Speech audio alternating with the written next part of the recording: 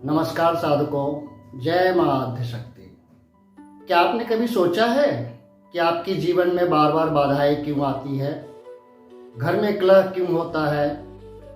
और कुछ लोगों के जीवन में बिना मेहनत के भी सब कुछ क्यों मिल जाता है? इसका एक गहरा रहस्य है आपकी कुल देवी। जी हाँ, हर व्यक्ति के जीवन में एक ऐसी शक्ति होती है जो जन्म से ही उसकी रक्षा कर रही होती है, लेकिन हम में से ज़्यादातर लोग उन्हें पहचान ही नहीं पाते। इस नवरात्रि यदि आप सिर्फ 9 दिन या साधना कर लेते हैं तो आपकी किस्मत बदल सकती है। रुके हुए काम चल पड़ेंगे, घर में शांति आएगी, धन और समृद्धि का रास्ता खुलेगा और सबसे बड़ी बात, आपको खुद अपनी कुलदेवी का संकेत मिल सकता है। कुलदेवी होती कौन है?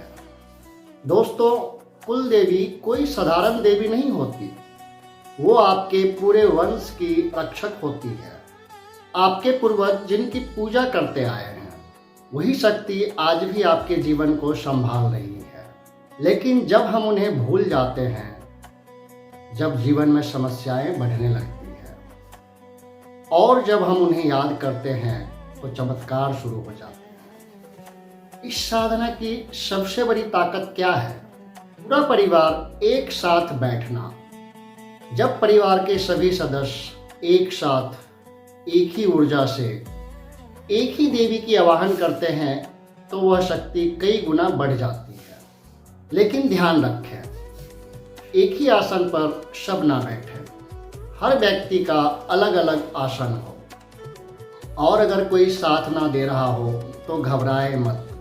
आप अकेले भी यह साधना कर सकते हैं और उतना ही फल मिलेगा। अब बात आती है सबसे महत्वपूर्ण चरण की, कुल देवी को बुलाने की तैयारी। आपको चाहिए लाल कपड़ा, त्रिशूल या सुपारी, दीपक, धूप, फल, मिठाई, नारियल और फिर उस लाल कपड़े पर अपने कुल देवी का प्रतीक स्थापित करें। अगर आपको कुल देवी का नाम नहीं पता तो चांदी का त्रिशूल रखें या एक सुपारी को ही देवी मान लें। याद रखें, देवी भावना से आती है, वस्तु से नहीं। अब शुरू होती है असली साधना। सबसे पहले गणेश जी का स्मरण करें इस मंत्र से, ओम गं गणपते नमः। फिर गुरु का स्मरण करें, ओम नमः शिवाय बोलकर। अब लें आप एक संकल्प, हे कुलदेवी, मैं 9 दिनों तक आपकी साधना करूंगा। मुझे संकेत दे और मेरे परिवार को सुख समृद्धि दे।